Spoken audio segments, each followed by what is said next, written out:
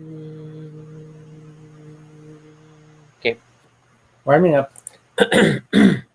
Hem. Test 1, 2, 3. There, the microphone's working. If you are watching this at a later point in time, then you are watching a pre-recorded live stream. The show will start in a few minutes. Feel free to watch us prepare because we have no staff or crew.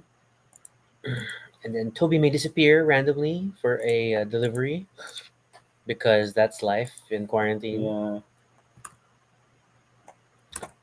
What am I doing? I'm going to Facebook and then I'm going to find the feed and tag a Toby in it. So hmm, I'm not getting the thing if the guy is on his way. Hmm. It doesn't appear in my app. Oh, It's not like other services we're in. but normally it should because it's not Grab. It's something else. Yeah. Okay. Whoa. Okay. It's Monday, so it's board game related, ladies and gents. So have fun. A Facebook stream is running.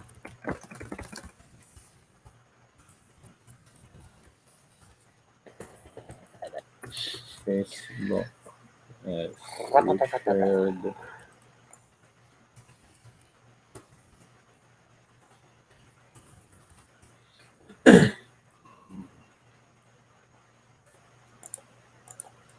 Wow, all my shopbacks from some time ago are all notifying all at the same time that they're triggering. Oh, weird. Oh, you know what it is? It's shopback per item. The shopback is Uh-huh. broken down by item, and so it's notifying for everything I ordered. But since I do keto grocerying online, it's a gazillion notifications of my cart. That's why it's like 9 cents and stuff. Okay, So YouTube funny. is running as well. Yep, I'm sharing now. Hi, Inks. Wow, Andre, long time. How are you? Thanks for joining. Convergence of non-working time, I hope. Okay, It's like, I hear myself, but in a small can. Okay. and then I'm supposed to have that delivery anytime soon, so I will possibly disappear. I give it like probably like 5 minutes after our intro. Very possibly. That's that place I went to. Wow, we never. Oh, look at that! It had like an Asian. We should have just got it when we saw it. I don't remember seeing Pack Two ever. Is it true? I'll hunt them down. It's okay. We have to double check the content. There's like all these other supplements, so we have to double check the Yeah, contents of the anniversary first. which we did pull out. So much work. Yeah. Flying Frog makes impressively sized boxes, but then Hey, they're also Bran. crazy big. Oh, and Okay, wow. And it's so weird. We have Kenny on Facebook instead of YouTube. What's going on let's start. with Let's the start world? because I'm gonna disappear. Okay. We're going to roll credits. So give us a moment.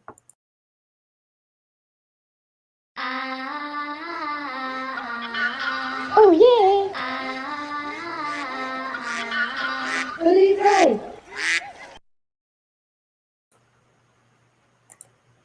This is Toby. And this is Rocky. And if it's your first time here, welcome to Baduy, a little space on the internet where we talk about anything we want. It's completely unscripted and not entirely accurate, but at least it's honest. Join us as we talk about everything and anything random live. And if it's not your first time here, thank you so much for joining us again. This Monday, we're talking about a board game that we really got into. And Although we haven't played in a while, and I feel True. guilty about this. well, it's hard to have games that you've played in a while when you have over 400 games. That is also true, and the number is 600. So, so today we're talking about one of our earliest board games Yes. because it dates back to the time that maybe 70% of my board game decisions were influenced by Will Wheaton's Tabletop Web Zero. If you have not encountered that, oh my Mm. god, it was one of the great efforts to like surface attention to board games Mm. in a manner that was YouTube friendly. And it was a surprise that you got into this because it was a horror game. Yes, but it's not that scary because when you look at the photo art, it's not that kind of horror. All right. So the game in question, and now you need to pull out the base game, The is game in question is is called Last Night on Earth: The Zombie Game, and it is a game created by Jason C. Hill, which supports 2 to 6 players, and that's always a rarity. It's like wow, it's from the standard base game. This handles up to 6 players. Why not? And really, it's are we doing that already? Are we thumbnailing? You want to thumbnail? It's a little off center. You want to move it a bit? no, the title's gonna be in that side. Okay, okay, okay. This is how we, professionally make our thumbnails later for, the image. All right. So, and oh, Sam's here, and there's a lot of boxes. Yeah, we couldn't bring out all of them. Okay. So,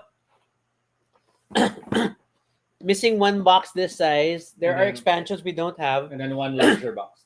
There's an anniversary box that is about as long as 2 boxes side by side. Mm. Okay. So, Last Night on Earth, the zombie game. How do we describe this? Designed by Jason C. Hill and published by Flying Frog Productions, later on by others as well.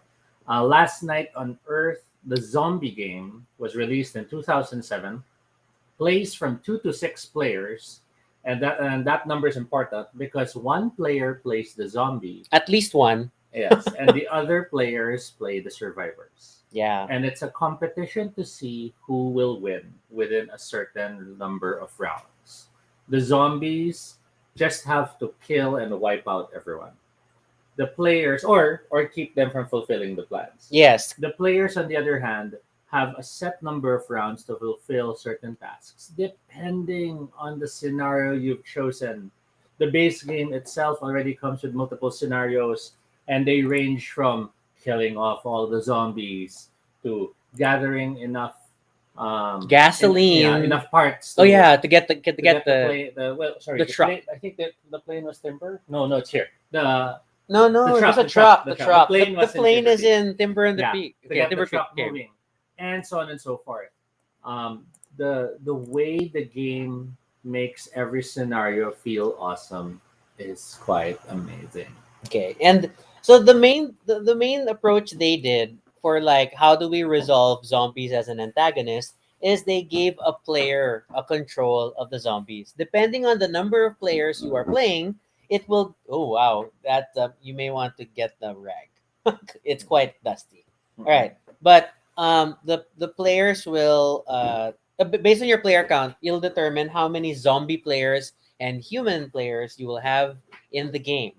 The game features a modular board system of um, multiple pieces. There are more pieces than you need, so that you can come up with a different map configuration every time. It requires grid-based movement, hence the squares, and depending on the map, it kind of changes the scenario a bit. Yeah. Typically it's like was this you'll always have more humans than zombies, and then you only get to 2 zombies once you have a full like 6 player game. So with 4 additional humans, lots of tokens, blah blah blah. The sun trap. Yeah. So each scenario will be tracked based on the sun track. So it's the number of nights the players have to survive, Mhm. to complete the objective, all that fun stuff. Or And for then- the zombies, it's that how much time they have to kill everyone. The center of the board can be the plain open field where you start with and you rush towards the outer parts where the buildings are, or it can be the building, The mansion, I which think. adds a Mm. whole new level of fun because with the building, and if you can see it there are doorways and sometimes there are pillars that can make movement difficult.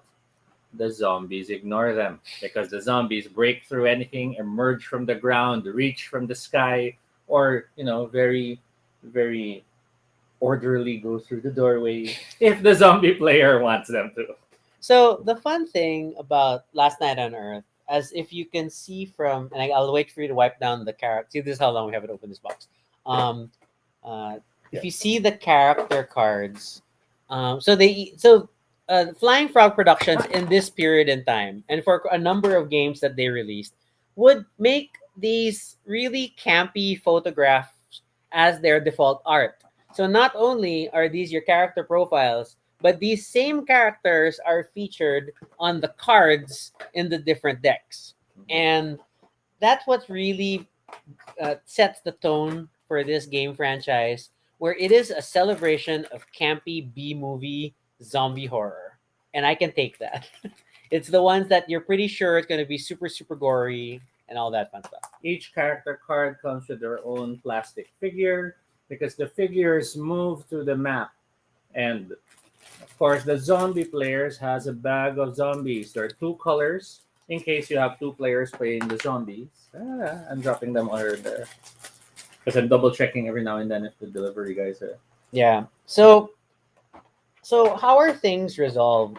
Actually, the zombie, both human players and zombie players aren't kind of like super freewheeling in what they can do. There are respective decks. For the hero deck, it's potential upgrades that they can find when they search locations. Mhm. For the zombie deck, it's what's going to dictate their actions. Mhm. So that which is a nice little system that kind of limits what the zombie can do. Occasionally, cards will have the words "play immediately," and when those cards appear, you have no choice. They must be triggered. They can affect the game in different ways. Otherwise, you choose which cards you use, which adds that nice wrinkle of randomness that even if you are playing with people who are seasoned players, the luck of the draw can still affect how things go. So as mentioned, we have the different scenarios. Escape in the truck. That's always the classic. There. Die zombies. Burn them I burn them out. out. I thought it was die zombies. There it is. There. Die Die, zombie, zombies, die. die. Notice that's a tracker of how many zombies you have to kill. 15. Jenny. And Oh, that's the character. Here. Sorry. Save the townsfolk, where you actually go through each location looking for specific people and defend the manor home. That was that house in the middle of the base of the facility thing. So Actions are resolved using dice. Dice are rolled when you are attacked, when you attack, when you search for objects. and then the roll depends on the character actually. Mhm. And what weapon you're using. So there are weapons that have like a high chance of success, Mhm. but typically if you roll low, like a 1, you'll get the click click sound because you've run out of ammunition at a very dramatic moment. Mhm. Or some items are single use, such as the flare gun and stuff. Okay, leave me alone. Okay, and then that's how that goes around.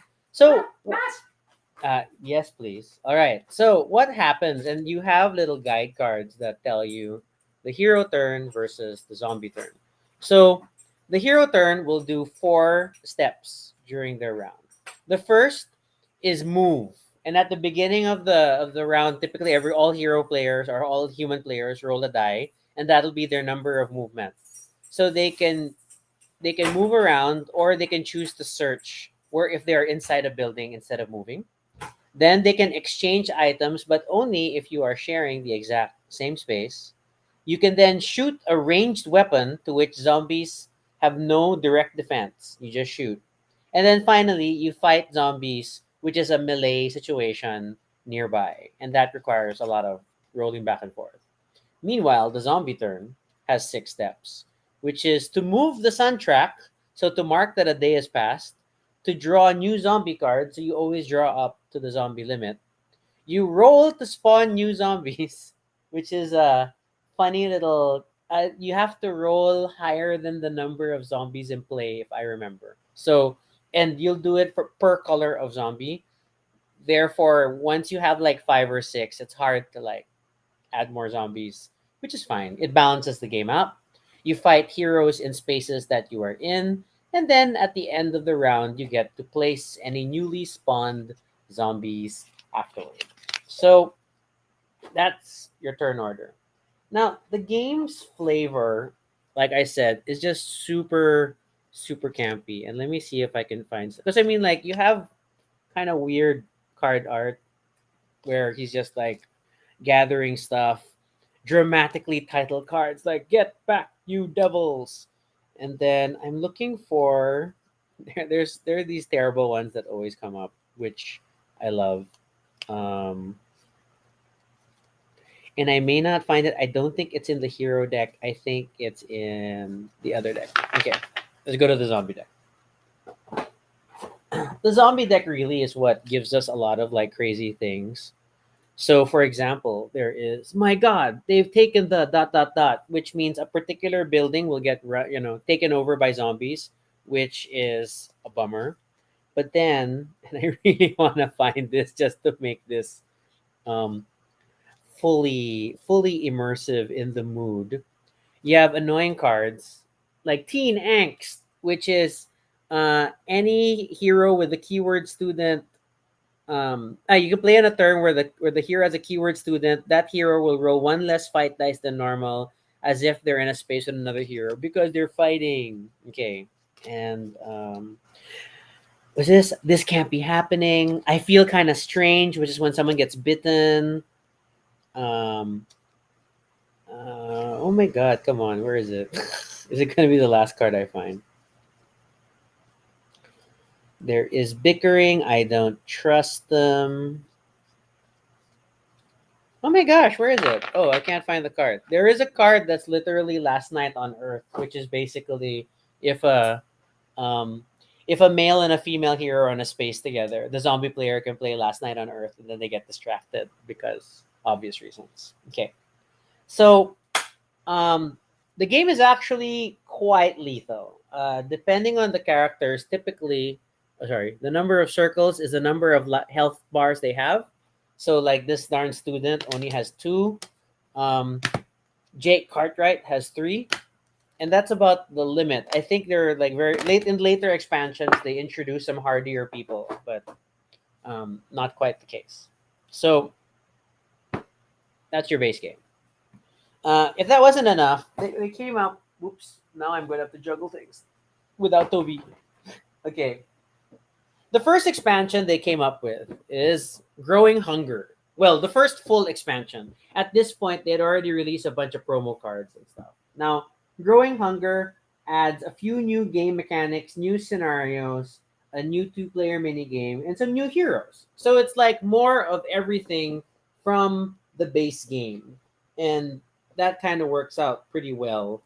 Uh, it's like but the mechanics introduced in this one versus the base not that distinctly different, such that you couldn't really super feel it. I mean, like, I no complaints. I don't mind putting them together. It's just that it wasn't that big a step up from the base game. Hello, Toby. Welcome back. Similarly, they tried to modularize their expansions where they came up with things like the Hero Pack, which gave new heroes, Survival of the Fittest, which gave new cards and mechanics, and the Grave Weapons Pack, which was more miniatures, but the miniatures coincided with the elements introduced in these expansions. Such as special zombies. So yeah, so this set was a little annoying because essentially they divided a standard expansion across three boxes. Then you could kind of choose like, I only want to add heroes, I only want to add difficulty, I just want to add zombie tokens. So that was like, it was a weird. It felt like a cash grab. It really felt like a cash grab, and a little harder to keep track of that particular expansion. So I think that, and I don't know why they did it, but I don't complain that they did it. Is that they decided to release a standalone expansion. So when we say a standalone, it's still the same franchise, largely the same system, but you don't need the base game to play it anymore. And this was, I'll have to get the very bottom box today. Ah! Timber Peak. So Timber Peak introduced mostly a new set of heroes, although there are some carryovers like Jake Cartwright, who is like, the Cartwright characters are actually present in most, if not all, Flying Frog games. Yes. And it's a weird like piece of meta humor that they're everywhere. There's always a cart right.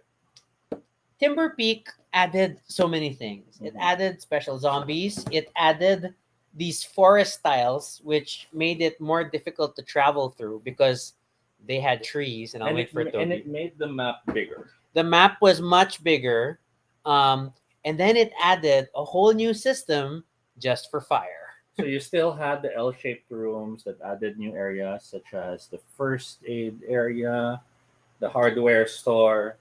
You had the diner.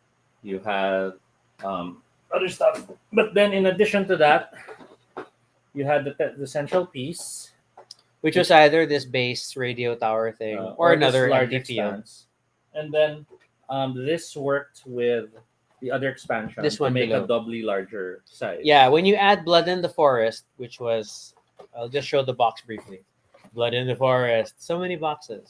When you add Blood in the Forest, it added additional forest tiles to make an Mhm. outside border around the baseboard, um, which is frustrating, Now, but the great. large thing which this game adds, however, is the concept of upgrades. Yes, The game now feels like a role playing game in the sense that as you play, you can get zombie or hero upgrades depending on who you're playing.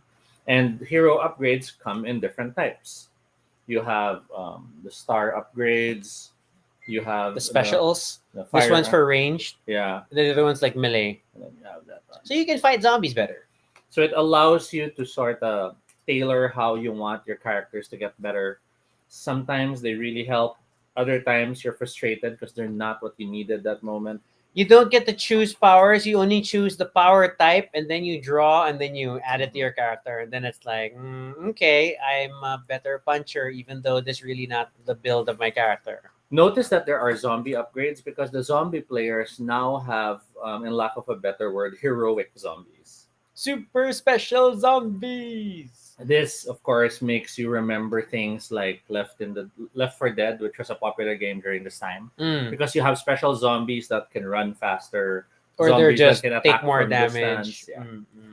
So it's pretty cool. So I think it reached the point where we kept playing Timber Peak and Blood in the Forest Mm. more Because than we the loved the base game. woods. We loved running around the woods. The woods is crazy. The woods had this system wherein certain tiles were much larger, representing you could run faster here and there. But at the same time, there were also places where zombies would spawn unexpectedly. So if you look here, this is a big square versus a standard size square. So, but whether you cross the big or the small square, it's one step. And then what is also frustrating is that when you're in the trees, you don't have line of sight. So if you're using ranged weapons, you can't shoot into the trees, but you can shoot out of the trees. And then what used to be just these around the central square, there were now these added blocks, which made it much bigger. Because it goes like this, and then you'll have the regular board. The like if this were a regular L, it could still be inside here. So the game got crazy big for the box. But But it definitely felt like, It do felt we so run much for fun. the woods? Do we go around? Do we ah such joy. The game also introduced, as mentioned, the special zombies. So here are some samples: the feral dead, the zombie behemoth. You also had new techniques, and one of the new systems was fire. fire is awesome. And it's really a lot of like I lay gasoline on it on the ground, then I try to light the fire. And then fire has a system on whether or not it will spread because it doesn't always spread where you want it to. So much rolling of dice. And of course, zombies. I mean, fire can suck for both humans and zombies, but more often than not, it sucks for zombies because they're slower. Because zombies typically move one space a turn, whereas humans can move up to six if they're really fast. So, so much in this game. Um, I feel like there are too many boards in this box, but it's Yeah. okay. So, pros and cons. Did you mention the last thing about this game? The earlier before you left the base game, Which? the CD. Oh, I didn't bring them out, but okay. Yes, the different incarnations of the game, at least the base sets, Mhm. included a custom soundtrack created by Flying Frog. Mhm. They were not great. They were very weird. They were very B movie horror music. But I felt like they weren't full B movie horror. Like I needed more. It didn't quite push. So they were okay, but in practice, we didn't really use the soundtrack. We would play our own soundtracks. Mhm. Okay. So this is not all the expansions for the game. There is actually, because there is Hero Pack 1, there is actually a Hero Pack 2, which introduced a few more characters. And then there's a bunch of like one-off Promo cards of the and first other smaller expansions. scenarios, extra cards, There's extra characters. Airstrike, which is a game supplement. There's Hold the Line. There's a Mighty Morphin supplement, which is a fan supplement, which surprisingly is listed in Board Game Geek. So I wonder if that meant they printed it out at Or some printed point in some time. copies, yeah. Attack of the Boogeyman, another fan supplement. There's a Zombie Space Martians. There's Advanced Abilities. There's All Hallows Eve, the ritual scenario. There's extra supplements which are just minis because the original sets didn't come with certain minis.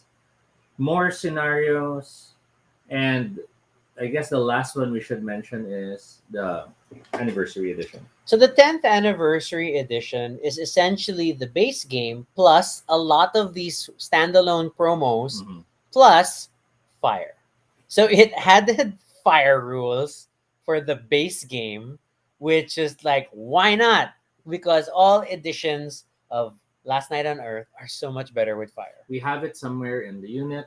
We realized it's too much effort to bring it out, so we'll just have to stay with this. Oh, now I remember. It's Yeah, there it's in the back. It's our son. It's our son. Yeah, diary. yeah, yeah. And it's like, and it's like this collector. It's a collector's edition. It's a numbered. They had numbered sets. Mm. We've never opened it because, admittedly, what's this? It's not. This is definitely a game I like playing with more players. It's Yeah. not as fun if it's two because automatically it's like one of us is the zombie, one of us is all the humans.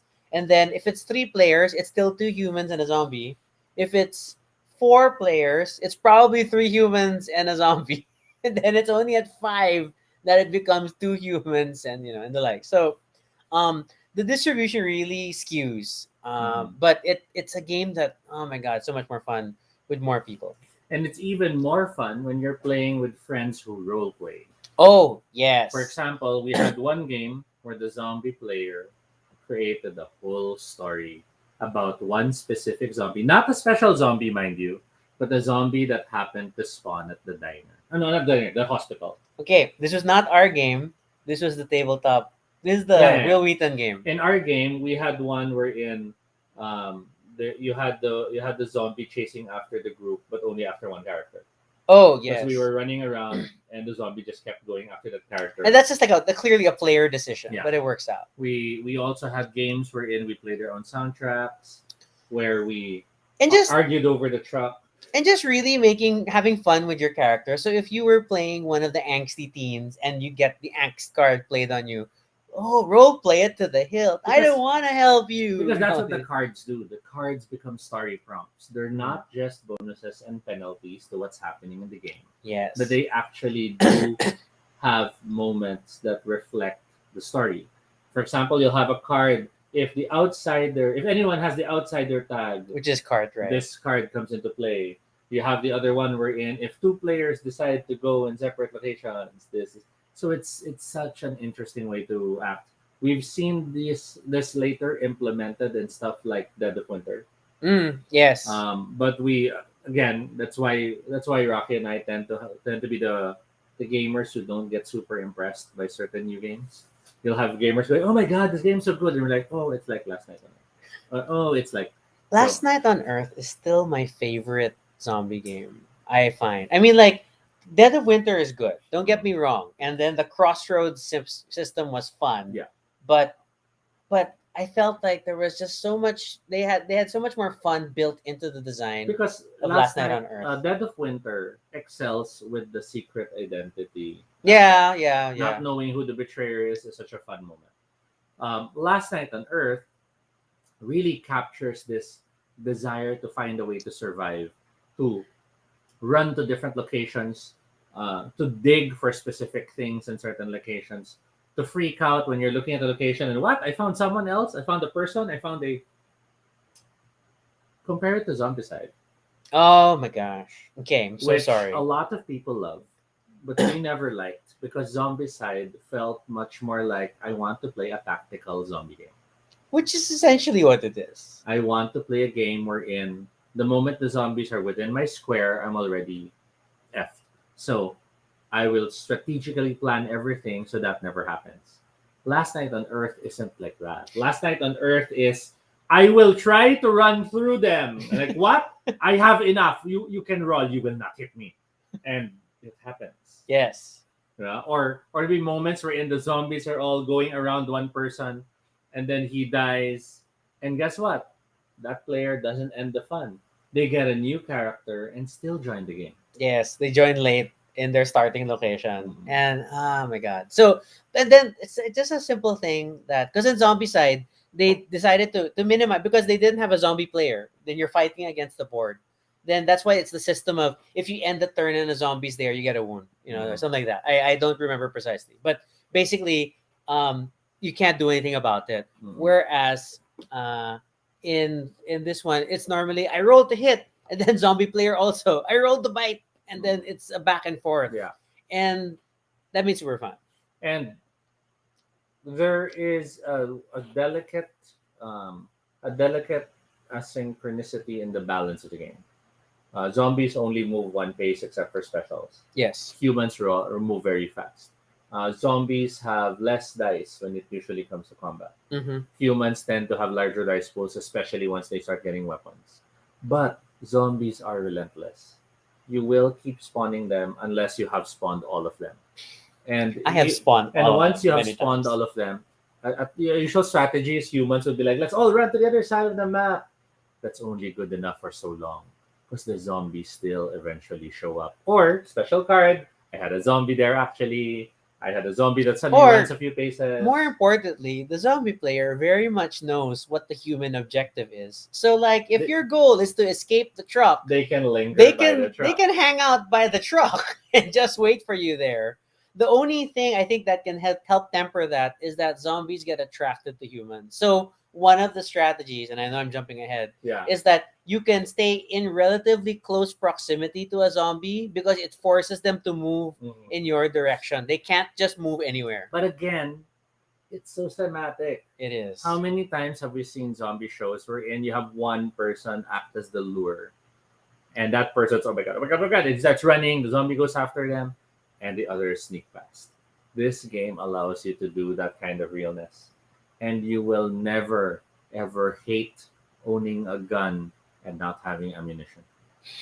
Okay, so to talk about the game though, the game also became one, or at least a lot of flying frog games became very clear examples of what at the time was referred to as a merry trash Mhm. or board games that relied heavily on Mhm. dice rolls to resolve things. So when you think about going back to games like Monopoly where everything is a dice roll. So Mhm. similar thing. And you'll really see this that the old well at the time the philosophies that kind of emerged about games was this that the uh, American games almost always had dice as a resolution mechanic. European games had action points or victory points as a goal and sort of constrained it. And I don't think one or the other is necessarily better or worse. It really depends on your preference.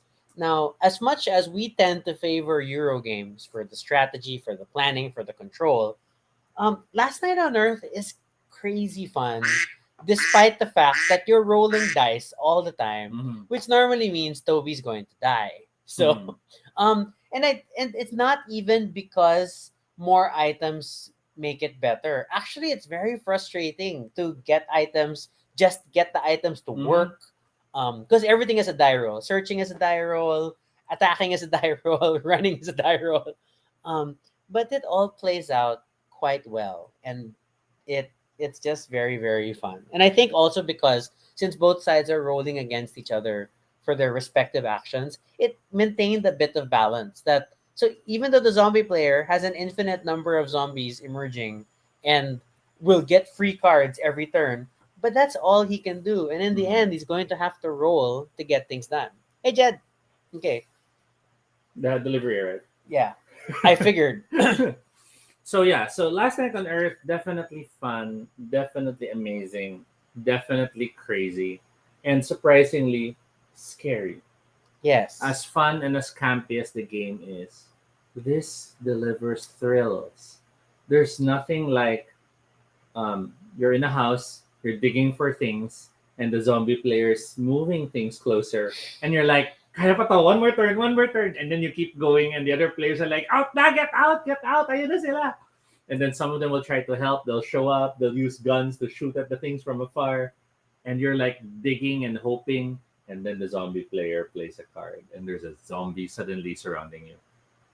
This game is amazing in doing that. There are a lot of up cards that like really trigger scary upsets. There's a Mm. card. There are cards that trigger a status called Lights Out, Mm. which kills all the power in a particular building, which And means the human player is reduced to one yes, movement per yes, turn because they are moving in the dark because they're very groping carefully. around. And then worse, they can only exit through the proper ways. You can't pass through walls and stuff. Zombies can. Then there are those big X marks on the board which represent spawning points. There are cards that allow you to create new spawning points, Mm-mm. or there are cards that just let you overrun a building where you get to fill every space with a zombie, if I remember Yes, correctly. yes. But Every spot in a building is filled up with a zombie. so it's all these fun things. Whereas the humans have everything from the axe, which as a weapon, which has a higher hit chance, but then can break. And then The chainsaw, oh my god, the chainsaw. the flare gun, So fire so each extinguishers. weapon has its own Mhm. like quirk, You have the and rifles and the guns, which can shoot up to a certain distance away. Um, you have the and just frying pan and and just other stuff. figuring out bloody line of sight, and the fact that you have these like black bordered walls, it's always tricky. Like, am I shooting around a corner? If you're in a building, you can shoot out from the edge because in theory you're shooting out from the window. Yes. But if the zombies are inside and you're outside, it won't let you shoot into the building Mhm. because that's just how the rules And are. that same rule applies when you're playing with Timber Peak. If you're at the edge of the tree line, then you're actually shooting from trees. But if you're deeper in, you can't. And then bigger trees, if you look very carefully, have a little black cross in the middle. So the trunk is an impassable object. Like, thanks, Mhm. tree. So fun. Um, and then for a time, like I admit I got pretty obsessed with like, ooh, do we want to expand to every other flying frog game? Because Mhm. so they decided to celebrate a lot of this sort of B movie thing, and then there's like a clown game, there's an alien Yeah, invasion, it was a clown carnival. invasion game, alien Carnival. invasion It game. was Yeah. carnival people fighting against aliens. Yes. And we didn't get into that. And then there was the other one, which was a more Lovecraftian type of feel, Mm. where you had people fighting against monsters, Lovecraftian monsters, and we didn't get into that one too. Admittedly, we really got into this and the pulp one, which was Fortune and Glory. And we're gonna have to talk about Fortune and Glory another time Mhm. because that game is awesome because it took things to another level. It eliminated the antagonist player, so nobody Yes. is the evil player. And there is just such a joy with the stories formed by that game. If this game, the stories are formed by the players being crazy, Fortune and Glory creates cliffhangers as parts of its system, and we shall get into that more in detail in the future. Yeah, Mitch mentioned that she had. If you remember this, she likes this also more than Zombicide. And then she did say when she played the base game, it lasts about an hour, but it was fun. So admittedly, the game is a little long because of the fact that you're rolling. I mean, like you can have sucky turns Oh my where I roll to search and then I find nothing. Barricades, gosh. yeah. Yeah. I roll to search, nothing happens. I roll to search, nothing happens. So you can have entire turns like that, and that kind of sucks. The balancing out act for that is that each building that you search also has a special search option which you can do instead, Mm-mm. which limits what you can get. Certain buildings allow you to get specific things if it is in the discard pile, which then comes with really strange tactics sometimes. Right, and I'll use that now because once you've used it, it's discarded, then I can find it here again. Flare gun. But that's It's how it always is flare when, gun. that's how it is when you have board games. Yeah, it encourages a lot of like very clever planning, open communication. Well, at least for the human players. In the times that we played this game, human players super loud. hey, we're gonna do this, gonna do this. Zombie players are normally like, this is my card. Mhm. This is my card. Mhm. So last, I guess to wrap it up, tactics. Um, sorry, you gotta roll. You gotta roll a lot. And then on the human side, no matter what your special abilities are, I will say at the very beginning, find the weapon. Mhm. You're gonna have to search. You're gonna have to find the weapon. Please find the weapon. Zombie players, use your cards. Don't wait for the most optimal time.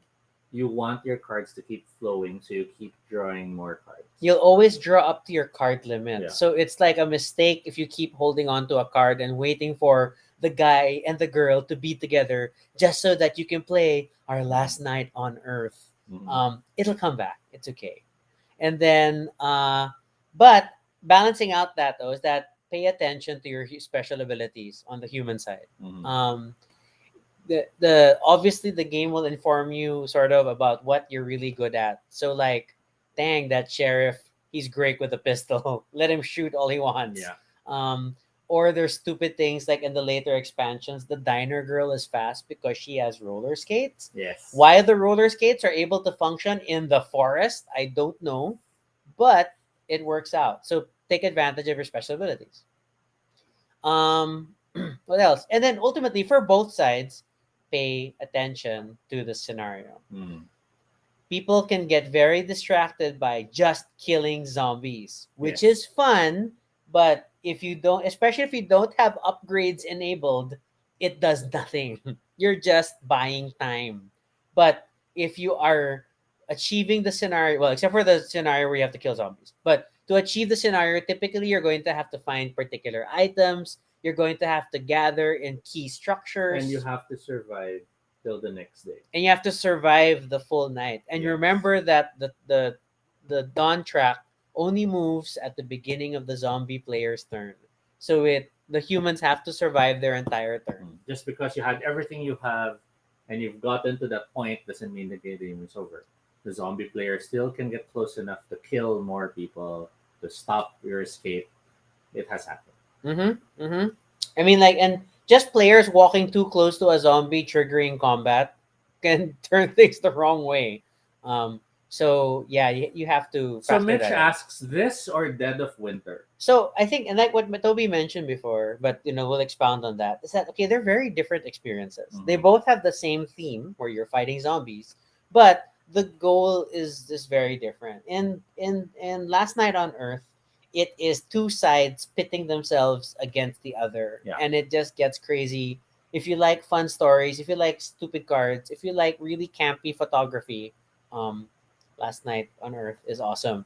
Dead of Winter is really a lot more internal because as much as you're trying to survive in line with the scenario, you are also trying to push your secret Mhm. agenda. And secret agendas aren't necessarily like evil or Mhm. bad, except for one. But not everyone is a traitor. But just because you're not a traitor doesn't mean your goal to hoard goods is not Mhm. a bad thing. So it's a lot of looking over your shoulder. They have a more refined search system than Last Night on Earth, I find, because what they did is that each building has a specific deck of cards Mhm. with its own probability of items you'll find. Whereas Last Night on Earth, you're drawing from a single hero deck. Mhm. And then if you add expansions, it gets stupider because the hero deck just gets bigger, which means more cards to dig through. So it's a difference in approach. Dead of Winter also has that feeling that you don't know if you will ever succeed. And, you feel like the game is really out to kill you sometimes. Last Night on Earth comes and goes depending on how you're playing it. The players can be very ruthless, the players can be very efficient, but all in all, it makes for a very interesting experience each time. Yeah, I've had okay. I tend to play zombie a lot because Toby likes to humor me whenever we're like, let's introduce Last Night on Earth, and then like, ooh, can I be the zombie? So I have had very annoying sets of humans who are like all armed with guns, and then pa-pow, pa-pow, pa-pow, four zombies dead in a turn, and like, what the hell? And then I have to roll to spawn. It takes forever. So it's but I like how no one side is like Mhm. designed to succeed more than the other. You have a pretty decent chance on both ends as long as you're paying attention to the scenario. I think that the biggest the biggest tendency of losing is not because of the faction you're playing, but because you didn't pay attention to the scenario and the win conditions. But yeah, we have both. We have both games. We played out a balance of both of them. But I don't know. Last Night on Earth is just very unique. And then I love this decision to go with photography Mm. for the cards. It tells so much story. It's one thing to have a character with a photo reference. It's another for your photo reference character to be in the cards interacting with other characters. And it sort of tells you, sorry, the boxes are covering you. Oh, okay. It sort of tells you as well that certain cards might work better with those characters. We used to believe this, but I don't know if it's true because some of them just fit. Like Last Night on Earth, it's those damn kids doing it in the thing, or in Ank's card, you're gonna be the kids, and then a lot of the getting mad at people from a position of authority, it's the sheriff, and sad and weird, But it's then certain Cartwright. weapons feature certain characters. That so is you start true. to see that. It's like It does awesome work when better they with have a this. bat. So all that.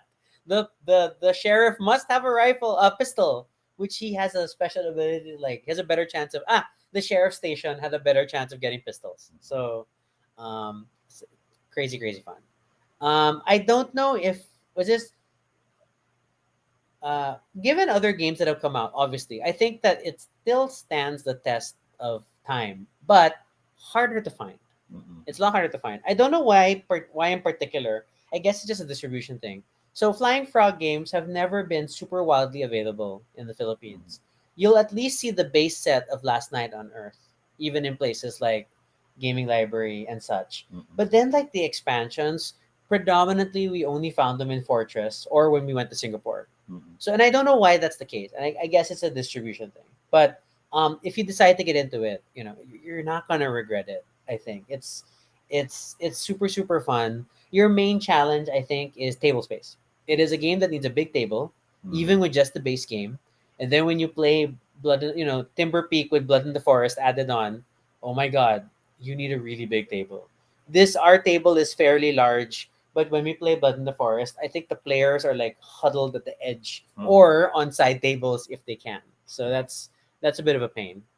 Um, but and then if there were like a place to start, the base game on its own is pretty good. Growing Hunger is okay, but it didn't feel super solid as an expansion.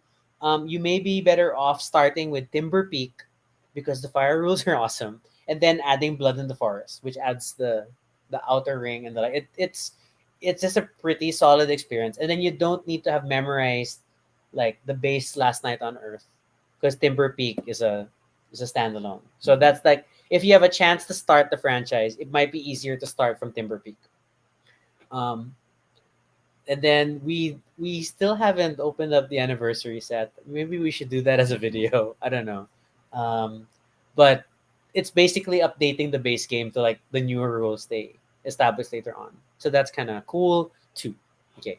Mitch agrees on the base game. Yeah, I remember there was an FGTC where we played Timber Peak with Blood in the Forest Yeah. because I know we did Escape in the Plane, which Yeah. is the Blood in the Forest, the Timber Peak version of Escape in the Truck. Still always fun, always fun. Anything else, Toby, about I Last think we Night on covered Earth? everything. Okay, okay. So now this is going to prompt us to like review Fortune and Glory because as I think that the main reason we stopped playing was this Last Night on Earth as much as we used to was Fortune and Glory Hmm. because that's a different kind of fun, but it's like very much our kind of fun. All right, so So that was our theme review, I guess, review, of Last Night on discussion, Earth. celebration. We are still going to be hunting down the other expansions. So if any of you viewers actually catch this video and realize you have some of the expansions and don't want to keep it anymore, contact us. We'll happily find a way to get it. But yes, this is our review. Thank you so much for watching. We had a lot of fun, and we hope you'll join us again next time. So we have episodes. We're experimenting with like playing around with our schedule this week. Mm. So we have 3 episodes in total this week. So we have our food related one tomorrow, and then we have our usual Friday one. So we're skipping Thursday, and then Wednesday we may or may not have our vampire finale game. So, but we're also keeping to our October theme. So we're still trying to do a lot of like spookier stuff. Hence our zombie game. So I don't know. And the zombies. And our judges are fighting zombie shirts. All right. For questions or suggestions for future episodes, you can fill up the Google form at bit.ly Baduy Pride Ideas. You can follow us on Twitter, Altobi No Shade, RG You Sunico. could also check out our blog, baduypray.com, for all the previous episodes and stuff about us. Feel free to continue the conversation in the comments below and let us know. Have you tried Last Night on Earth, or what are your favorite zombie board games? Or maybe try to convince us to give Zombicide another chance. So, and be sure to subscribe for notifications, whether on Facebook or YouTube, so you don't miss our next live stream. Once again, I'm Rocky. And I'm Toby. And this is Baduy Pride.